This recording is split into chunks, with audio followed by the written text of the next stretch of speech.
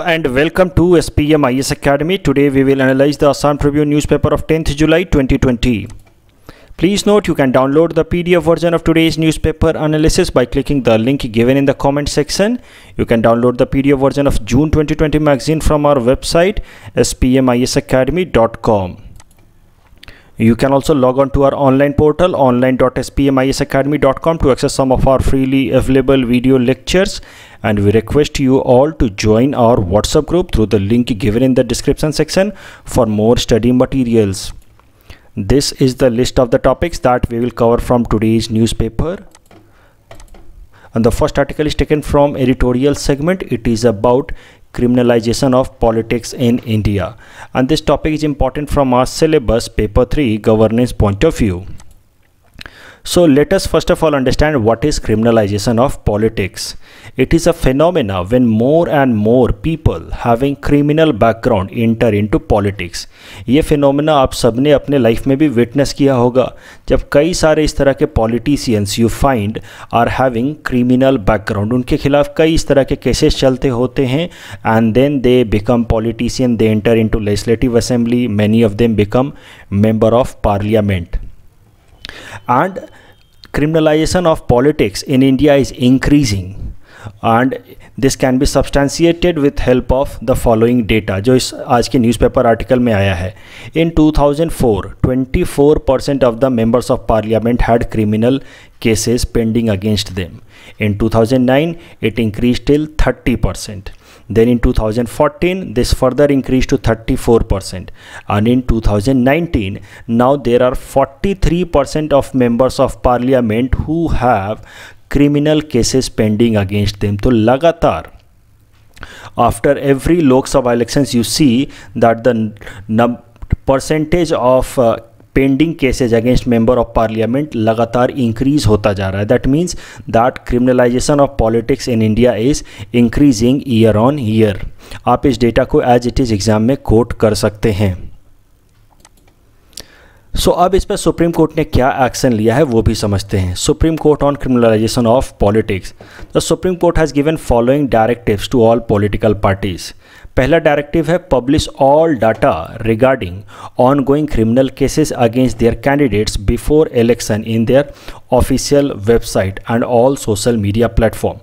तो किसी भी इलेक्शन से पहले उस इलेक्शन में जो पॉलिटिकल पार्टीज कॉन्टेस्ट कर रही हैं, उन्होंने जिन जिन कैंडिडेट्स को टिकट दिया है टू कॉन्टेस्ट इलेक्शन, उनका पूरा का पूरा बैकग्राउंड, उनके अगेंस्ट कितने क्रिमिनल केसेस चल रहे हैं, वो सारा डेटा उनको पब्लिक डोमेन में रखना है by putting this data on their official website, at the same time putting it on different social media platform. And parties will have to also explain the reason for selecting a candidate having a criminal background. तो parties को ये भी explain करना होगा कि अगर उन्होंने एक particular candidate A को मान लो select किया है, उसको टिकट दिया है, तो अगर उस कैंडिडेट ए के अगेंस्ट कोई केसेस चल रहे हैं, कोई भी क्रिमिनल केसेस चल रहे हैं, तो पार्टी को ये भी जस्टिफिकेशन देना होगा, एक्सप्लेनेशन देना होगा कि आखिर इस पार्टी ने इस पर्टिकुलर इंडिविजुअल को क्यों टिकट दिया है when this particular individual is having criminal cases against him और हर. और उसमें एक बात साफ साफ सुप्रीम कोर्ट ने बोला है that winnability can not be cited as a reason. आप ये नहीं कह सकते कि इस कैंडिडेट के जीतने के चांसेस ज़्यादा हैं, ये पॉपुलर है, इस कारण से हमने इसको टिकट दिया है. आपको साफ साफ बताना होगा कि इस पर्टिकुलर कैंडिडेट के अगेंस्ट इतने सारे करप्शन के केसेस, इतने सारे क्रिमिनल केसेस चल रहे हैं, फिर भी आपने इसको टिकट दिया. नाउ जस्टिफाइड कि आपने इसमें क्या ऐसी क्वालिटी देखी. विनेबिलिटी यानी कि जीतने की काबिलियत can not be a quality according to Supreme Court's directive. And the Election Commission has been asked to ensure the political parties follow the directives of the Supreme Court. तो Election Commission को clear cut directive दिया Supreme Court ने to oversee कि सारे के सारे political parties इन सारे criterias को fulfill करें. And otherwise it will be considered as contempt of court. Even election commission will be considered as contempting the court, and all other political parties जो clear cut data नहीं देंगे, they will be also framed for contempt of Supreme Court.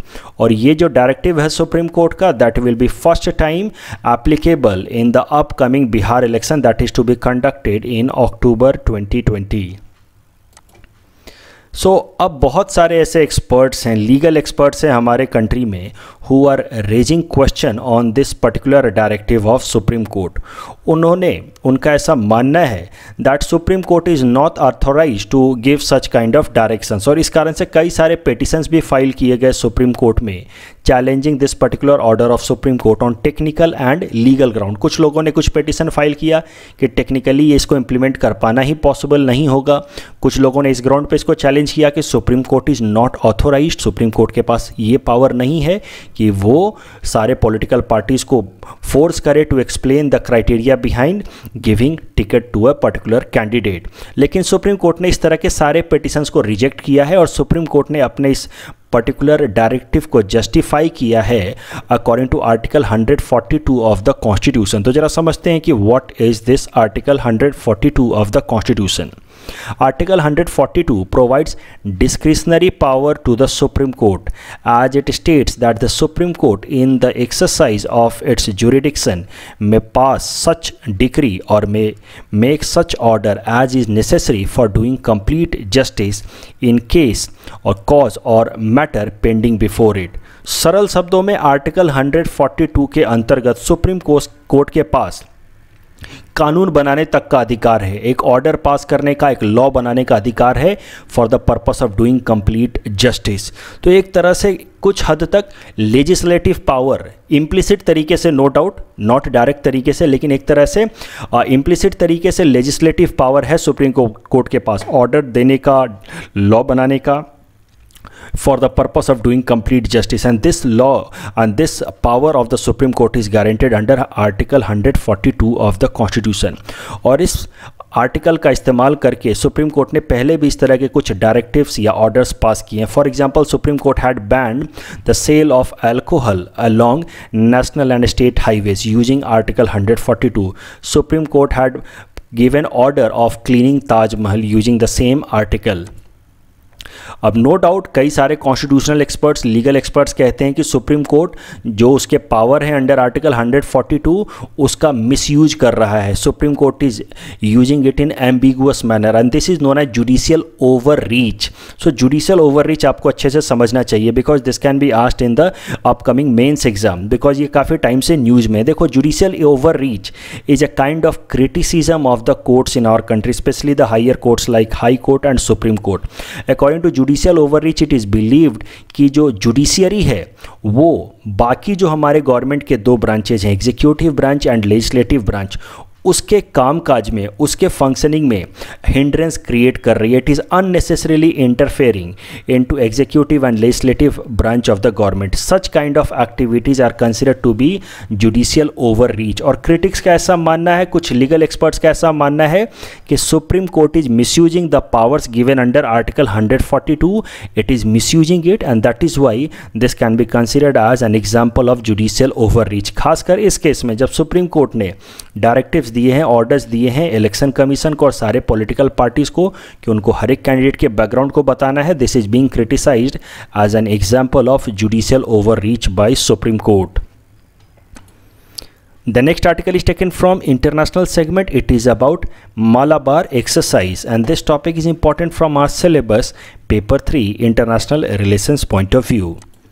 सबसे पहले समझते हैं कि ये Malabar exercise है क्या। It is a trilateral naval exercise. Trilateral मतलब तीन देशों की ज्वाइंट नेवल एक्सरसाइज है and these three countries are United States of America, Japan and India. And these three are the permanent partners under Malabar exercise. Malabar exercise began in 1992 as a bilateral naval exercise between India and US, and later on in 2015 Japan was added as the third partner, and since then it has become a trilateral exercise. 2017 में Australia was also included in Malabar exercise as an observer country, not as a permanent member. और तब से ही Australia repeatedly request कर रहा है Japan को, US को और इंडिया को to include Australia as a permanent member to Malabar exercise. लेकिन Japan and US have been always in favour of including Australia as a permanent member to Malabar exercise, लेकिन it is because of India's denial Australia has not been included as a permanent member to Malabar exercise so far. अभी तक India नहीं चाहता था कि Australia को एक permanent member की तरह इंक्लूड किया जाए इन मालाबार एक्सरसाइज. अब जरा देखते हैं what are the reasons behind India's denial of Australia's entry to Malabar exercise. क्या कारण रहे हैं, क्यों इंडिया अभी तक नहीं चाहता था कि ऑस्ट्रेलिया को मालाबार एक्सरसाइज के अंदर एक परमानेंट मेंबर की तरह इंक्लूड किया जाए. And the answer is China factor. Already China sees Malabar exercise as an attempt by India and the US to contain the rise of China. China, in other words, China sees this Malabar exercise with suspicious eyes. उसको ऐसा लगता है कि ये जो पूरा का पूरा मालाबार एक्सरसाइज है between these three naval countries, Japan, India and US, इसका मेन पर्पस ही है कि चाइना के राइज को, चाइना के नेवल सुप्रीमेसी को चैलेंज करना in South China Sea, East China Sea and Indian Ocean. और जो ये फियर है चाइना का, that was aggravated when Japan was included in 2015. उसके बाद से लगातार चाइना कंडेम करता रहा है मालाबार एक्सरसाइज को as an approach of suppressing China. तो मालाबार एक्सरसाइज को चाइना कंडेम करता है as an method that is a instrument of aggression against China. और इस कारण से इंडिया इस टेंशन को और बिल्ड नहीं होने देना चाहता था. And that is why India kept on denying Australia इस entry as a permanent member to Malabar exercise. क्योंकि उसको पता है, India knows that once Australia is also included then Malabar exercise will become a militarized form of quad group. Quad group आप already जानते हैं, मैं आपको बता चुका हूँ. It is an informal group between US, India, Japan and Australia, जिसका main objective है to contain the unilateral rise of China, to contain aggressiveness of China in Indo Pacific region. अब अगर ऑस्ट्रेलिया को भी इंक्लूड कर लिया गया in Malabar exercise, then it will be the military manifestation of quad group. Malabar exercise will be military manifestation of Quad group. This is what India believed, and that is why India knew that once Australia will be included to Malabar exercise as a permanent member, China will raise its objection and China might increase its hostility against India further. इस कारण से India इसको Australia को include नहीं करना चाहता था to avoid unnecessary hostility from China side. So India had a concern that it would give an appearance of quadrilateral military alliance against China. Political science optional students के लिए यहाँ पे एक एडिशन में दे रहा हूँ स्पेशली. ये जनरल स्टडीज़ में आप इस तरह का स्टेटमेंट नहीं लिखेंगे. For political science optional students please see, India never wanted Malabar exercise to be perceived as an attempt of hard balancing against China. India always preferred soft balancing of China. तो अगर Malabar exercise में अगर उसको पूरी तरह से मिलिटराइज्ड फॉर्म उसको दे दिया गया, then of course it will be considered as an hard balancing attempt against China, जो इंडिया कभी नहीं चाहता था. India always wanted to have a soft balancing of China. तो hard balancing और soft balancing term आप already political science optional में पढ़ चुके हैं. This can be considered as an example of soft balancing when on one side you are engaging in economic interdependence with China, you are engaging in such a huge trade volume with China, at the same time you are engaging in activities like Quad group and Malabar exercise. So this can be considered as an example of soft balancing, and India always wanted to have soft balancing. It never wanted hard balancing of China, and that is why it avoided a strong military alliance with partners like Australia, Japan and US who are anti-China in general. So अब जरा current news देखते हैं. अब current news says that in next week there will be a defence minister level meeting between the US, Japan and India. No doubt इस साल Malabar exercise कोविड-19 के कारण postpone कर दिया गया, and this Malabar exercise will be conducted by December 2020. तो Malabar exercise को कब कंडक्ट करना है उसको लेकर के एक डिस्कशन होगा in a defence minister level meeting next week. और इस डिफेंस मिनिस्टर लेवल मीटिंग में now it is expected that Japan and US will propose inclusion of Australia to Malabar exercise as a permanent member, and this time India will accept this proposal. ये इस तरह की expectations हैं, though it is not final, but it is now expected that India will now favor and accept Australia as a permanent member to Malabar exercise. अभी तक बस India के कारण ही ऑस्ट्रेलिया का इंक्लूजन रुका हुआ. तो ज़रा देखते हैं what has been the reason behind India's changed approach. आखिर इंडिया ने अपना स्टैंड, अपना अप्रोच क्यों चेंज किया है. I told you that India always favored soft balancing, but now India is in favor of militarization of Indian Ocean region, mainly getting engaged in some sort of military alliance with Japan, Australia and US. The reason is Galwan Valley incident, and Galwan Valley incident, as you all know, was a violent incident in which 20 Indian soldiers were martyred, and since then India has been now slowly changing its stand against China. Now India is in favor of, Indian policy makers are planning to have some sort of hard stand against China, the way India had changed its stand against Pakistan after Uri attack in 2016. More or less, now experts believe that India will change its stand against China as well, and in clear cut message it will be sent to China that now India will not tolerate any kind of aggression from China. So as you can see, I have shared a snapshot from the Economic Times. In clear message to China, now India to invite Australian Navy for Malabar drill.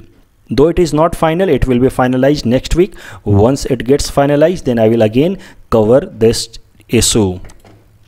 The next article is again taken from international segment. It is about Open Skies Treaty, and this topic is again important from our syllabus paper 3 international relations point of view. सबसे पहले let us understand what is Open Skies Treaty. It is an agreement that allows countries to monitor signatories armed countries regarding their development of arms and ammunition. सरल शब्दों में देखो, 35 countries हैं जो इस open sky treaty को उन्होंने आपस में साइन किया है. 34 have signed and ratified, while Kazakhstan is the only country that has signed but has not ratified this open sky treaty. तो देखो इस ओपन स्काई ट्रीटी कैसे काम करेगा, ये देखो, ये 35 कंट्रीज इसके मेंबर्स हैं. वो 35 कंट्रीज ने आपस में एक दूसरे को प्रॉमिस किया है that they will allow this kind of reconnaissance flight. Reconnaissance flight इस तरह का फ्लाइट होता है, अनमैन्ड फ्लाइट होता है, इसमें कोई इंसान नहीं होता, इसके ऊपर एक कैमरा लगा हुआ आता है and it is a kind of unmanned flight. और ये reconnaissance flight these 35 countries will allow to move over each other. मतलब मान लो जैसे एग्जांपल के लिए मैं बता रहा हूँ, कनाडा इज़ अ सिग्नेटरी और ए member of this open sky treaty. तो कनाडा अपना एक इस तरह का रिकॉनेसेंस फ्लाइट रसिया के ऊपर भेज सकता है, वो यूएस के ऊपर भेज सकता है, बेलारूस के ऊपर, बेल्जियम के ऊपर, ब्रिटेन के ऊपर, जो भी मेंबर कंट्रीज हैं उनके ऊपर भेज सकता है. और उसके ऊपर वो भेज करके और उस कंट्री के इमेजेस निकाल सकता है. And what it will do with those images, with this images now Canada will know कि दूसरा जो भी मेंबर कंट्री है वो किसी तरह का harmful deadly arms ammunitions develop नहीं कर रहा है. So this way this open sky treaty works. हर एक कंट्री, ये जो 35 मेंबर कंट्रीज हैं उन्होंने आपस में प्रॉमिस किया है कि टाइम टू टाइम जो भी मेंबर कंट्री वो दूसरे कंट्री के ऊपर इस तरह का रिकॉनेसेंस फ्लाइट भेज करके उस कंट्री के सरफेस का इमेजेस निकाल सकता है, जिससे उसको पता चल पाए कि दूसरी जो कंट्री है, जो दूसरी मेंबर कंट्री है, वो कोई आर्म्स एम्यूनेशंस बिल्ड कर रही है या नहीं. And in this way, all countries get a kind of assurances that yes, other countries are not building arms and ammunition. Otherwise, problem क्या होती है in this modern world when countries do not have assurances, when the countries are always under security dilemma कि पता नहीं सामने वाली country कितनी arms ammunition build कर रही है. तो इसके कारण प्रॉब्लम ये होता है कि हर एक country gets engaged into arms race. So in one word, Open Sky Treaty was instrumental in avoiding arms race across the world. जो दुनिया की मेजर कंट्रीज हैं, it provided some sort of satisfaction to these countries that others are not engaging in arm race, because her country allow करता था transparent manner में to move their reconnaissance flight over some territory of other signatory country. So this treaty is instrumental for avoiding arms race. और दुनिया की countries arms buildup को छोड़ करके they could focus on other activities like economic development, social development and other activities. So as I told you, this treaty was important in building confidence amongst the member countries and thus it promoted peace and it avoided arms race. लेकिन अब हाल फिलहाल में हुआ क्या है? हाल फिलहाल में US has decided that it will pull out of this open sky treaty. So US ने एक नोटिफिकेशन रिलीज़ किया था इन May 2020 itself where it had notified to other member countries of this open sky treaty that it will pull out of this open sky treaty. और जो कारण बताया था US ने, that was that Russia has been continuously engaging in violation of this treaty. तो US का ऐसा मानना है कि रसिया सरप्टिशियसली चोरी छुपे आर्म्स बिल्डअप कर रहा है and in that way Russia has been violating open skies treaty. और इस कारण से US has decided to pull out of this open sky treaty, though US has not given any specific proof that how Russia is violating the provisions of this open sky treaty. बस US ने ये कारण बता करके it pulled out of this open sky treaty. अब जो current news ये निकल के आ रही है कि नाउ रसिया हैज़ थ्रेटेंड कि अगर यूएस इस ओपन स्काई ट्रीटी से पुल आउट करेगा then naturally this open sky treaty will collapse, because US of course is the one of the major partner of this open sky treaty, and once this open sky treaty collapses then there will be arms race across the world countries. These are 35 major countries of the world and they will engage in arms race, and that will lead to more hostility in future, that might lead to deadlier wars also in future. तो इसको avoid करना चाहिए, and that is why Russia has warned that US should not pull out, US should not act in such an irresponsible manner. अब इस पूरे issue को हम कैसे अपने आंसर राइटिंग में इस्तेमाल कर सकते हैं वो भी जरा देखते हैं। Look, I don't expect that they will be asking any question directly on open sky treaty, that what is open sky treaty and what are its provision. I don't expect such questions in mains, but in mains you can use open sky treaty as an example to explain that how US President Donald Trump's policies have been in the direction of deglobalization or deconstructing global order. Globalization phenomena आप सब जानते हैं, it is directly part of your syllabus, where world countries integrate with each other more in economic, political, diplomatic sense. They allow more and more people to people ties. They allow to have more and more international agreements under which they interact with each other. That is globalization, and globalization helps in bringing overall peace and prosperity across the world. That is a general phenomena, general understanding. But जब से US President Donald Trump has come into power, he has reversed the policy of US as far as globalization is concerned. Overall, Donald Trump से पहले US was considered to be the pioneer of the idea of globalization, who always took forward the idea of globalization. लेकिन जब से US president Donald Trump आए हैं उन्होंने पूरी के पूरी ग्लोबल ऑर्डर को डीकंस्ट्रक्ट किया है one by one with result of series of actions taken by Donald Trump. जो भी ग्लोबलाइजेशन के प्रोसेस हैं, जो ग्लोबल ऑर्डर्स हैं, जो सेटअप किए थे यूएस ने पूरे दुनिया भर में, धीरे धीरे he is deconstructing, and there are many examples of such deconstruction of global order. कुछ एग्जांपल्स आपको अपने आंसर राइटिंग में लिखना होगा, एंड आई बिलीव कि डीकंस्ट्रक्शन ऑफ ग्लोबल ऑर्डर ये एक काफ़ी बर्निंग इशू है अंडर ट्रंप रिजाइम, और आने वाले एग्जाम में इससे रिलेटेड मेंस में सवाल पूछा जा सकता है। एक बुक भी लिखा था डॉक्टर मार्डी ग्रोथ ने, डीकंस्ट्रक्टिंग ट्रंप, वहाँ पे इसी तरह के आइडियाज़ डिस्कस किए गए हैं that how Donald Trump is leading to deglobalization, how he is deconstructing global order. कई सारे इवेंट्स हैं, कई सारे एक्शंस हैं to prove that US is under Donald Trump deconstructing global order. For example, the US withdrawal from Iran nuclear deal, the US withdrawal from Paris climate deal, US withdrawal from intermediate range nuclear forces treaty, US withdrawal from WHO, कल ही हमने cover किया। Now US withdrawal from open sky treaty, US scraped TPP, यहाँ पे मैंने दिया नहीं है लेकिन आप सबको पता होगा, US scrapped trans Pacific partnership, US scrapped TTIP। तो इस तरह के जो भी इंटरनेशनल प्रोविजंस थे जिससे पीपल टू पीपल इंटरेक्शन बढ़ता था, जिससे globalization was promoted, and globalization in general is accepted as an international phenomena that promotes peace and prosperity, उन सबको हार्म कर रहे हैं Donald Trump with his series of decisions. हाल फिलहाल में उन्होंने H1B वीज़ा को सस्पेंड कर दिया टिल दिसंबर, और एक और न्यूज़ और निकल के आ रही है लगातार, when it further builds up I will again cover, जहाँ पे अब जो यूएस के अंदर जो फॉरेनर स्टूडेंट्स रह रहे हैं उन सब लोगों को डिपोर्ट किया जाएगा आउट ऑफ यूएस। अगर उनकी सारी की सारी क्लासेस अगर ऑनलाइन मोड में होने वाली हैं then all such students will be transported out of US. इस तरह के स्टेप्स ले रहे हैं Donald Trump, and in that way he is deconstructing global order. So you have to write all these points, क्योंकि इससे रिलेटेड आने वाले टाइम में मेंस में सवाल पूछे जाएंगे। The next article is taken from economy segment. It is about country of origin being mandatory for e-commerce companies. This topic is important from our syllabus paper 4 Indian economy point of view. जरा समझते हैं what is the current development. तो देखो, according to the new directives released by Government of India, all e-commerce country or other companies who sell their products, e-commerce companies like Amazon and Flipkart, now they are strictly required to display the country of origin on all products. अभी जब भी हम जाते हैं Flipkart पे या Snapdeal पे या फिर अमेज़न पे, तो कई दफ़ा जो प्रोडक्ट हम खरीदते हैं उसका कंट्री ऑफ ओरिजिन हमें नहीं दिखता है कि ये प्रोडक्ट आखिर कौन से देश से बन के आया है, जबकि ये प्रोविज़न मैंडेटरी है according to the legal metrology rules of 2011। तो भारत सरकार ने जनवरी 2018 में ये लीगल मेट्रोलॉजी रूल्स 2011 को अमेंड करके ये कंपलसरी कर दिया था, मैंडेटरी कर दिया था कि हर एक इस तरह के ई कॉमर्स प्लेयर को या दूसरे कंपनी या बिजनेसेस को जब वो प्रोडक्ट अपना बेच रहे हों ऑफलाइन या ऑनलाइन मोड में, तो उनको ये ज़रूर बताना है कि ये जो पर्टिकुलर प्रोडक्ट है उसका कंट्री ऑफ ओरिजिन है क्या, वो कौन से देश से बन के आ रहा है। लेकिन इस प्रोविज़न को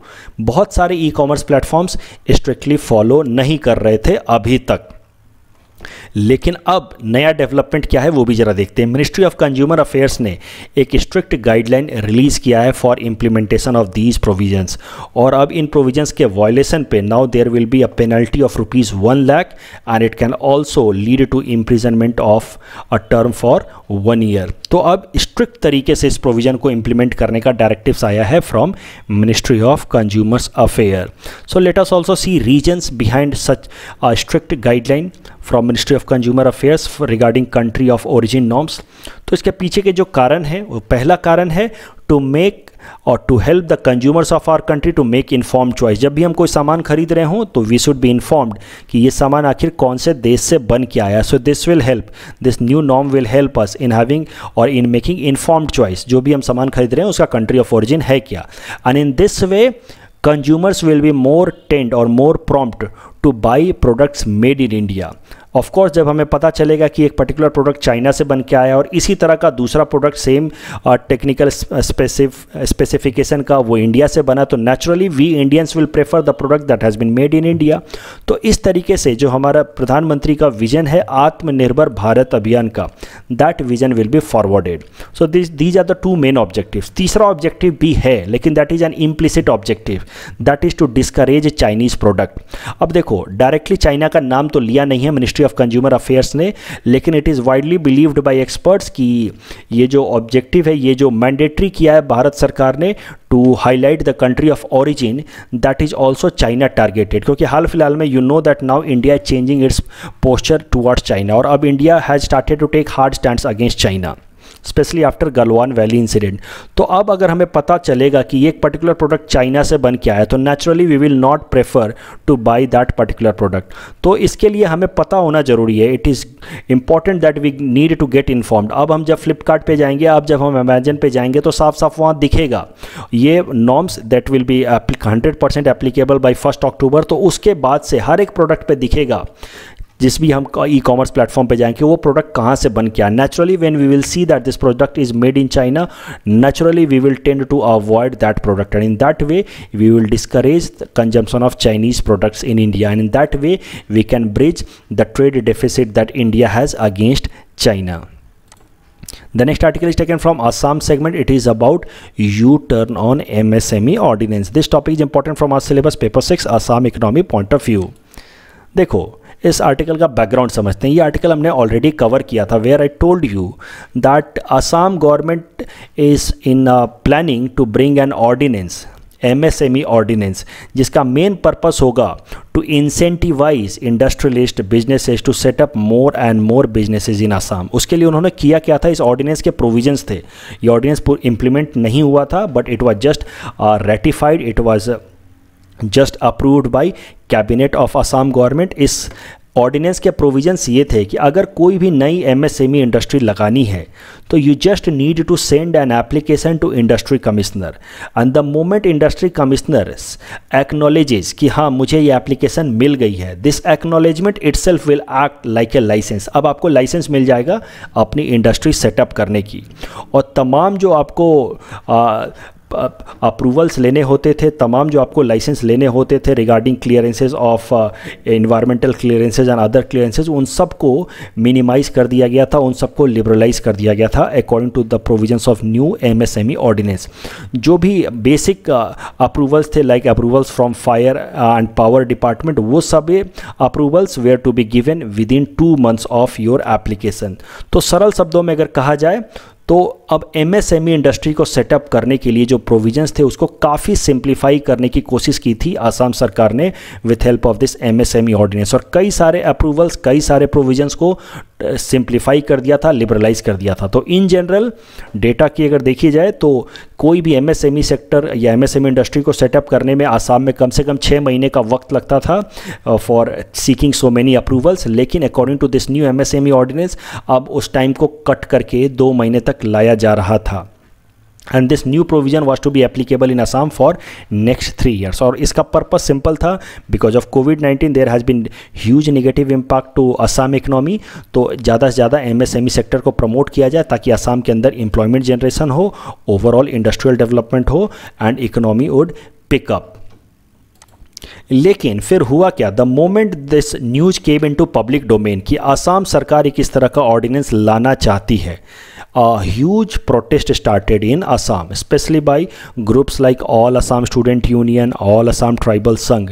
इन्होंने प्रोटेस्ट करना शुरू किया अगेंस्ट दिस ऑर्डिनेंस, और इनका ऐसा मानना है कि Assam government is selling of states resources to outsiders for setting up their industries. तो इनका ऐसा मानना है, इनका ऐसा अप्रीहेंशन है कि आसाम सरकार इस तरह से जब सिंप्लीफाई कर देगी provisions for setting up MSME industry, तो कई सारे आउटसाइडर्स आकर के बड़े आसानी से लोकल लोगों के लैंड को ग्रैब करके वहाँ पे इंडस्ट्री लगाएंगे और प्रॉफिट कमाएंगे। So this way they criticized Assam government's proposal of bringing this MSME ordinance, और इस कारण से the government was on back foot, और इसी कारण से after so many days of protest अब आसाम सरकार ने फैसला लिया है to do away with this MSME ordinance provision of simplifying norms. तो अब असम सरकार ने वापस से कहा है कि all businesses will have to take all necessary permission for setting up industry. जो रिलैक्सेशन प्रपोज किए गए थे under this MSME ordinance, now they have been withdrawn. In our segment Target UPSC Prelims 2020, today we will cover topic number 518 to 520. Topic number 518 is about petitions in the Supreme Court. There are mainly 3 kinds of petition. First one is the review petition. In India, a binding decision of the Supreme Court or High Court can be reviewed in a review petition as per Article 137 of the Indian Constitution and the rules made under Article 145. The Supreme Court of India has power to review its judgment pronounced by it. A review petition should be circulated to the same bench that delivered the judgment. The second kind of petition is curative petition. The Supreme Court of India evolved the concept of curative petition in case of Rupa Ashok Hurra versus Ashok Hurra in 2002. In this case, it was held by the Supreme Court that so as to prevent abuse of process as well as to cure miscarriage of justice, it may reconsider its judgment even after rejection of review petition, and there is no time limit for filing a curative petition, and it is guaranteed under Article 137 of the Constitution of India. And the third kind of petition is mercy petition. In this context of Indian judicial system, mercy petition is the last resort. जिस इंसान को मान लो फांसी भी हो गई है, उसका रिव्यू पिटिशन भी रिजेक्ट हो गया सुप्रीम कोर्ट में, उसका क्यूरेटिव पिटिशन भी रिजेक्ट हो गया है, वो इंसान अंत में मर्सी पिटिशन फाइल कर सकता है to the president of India.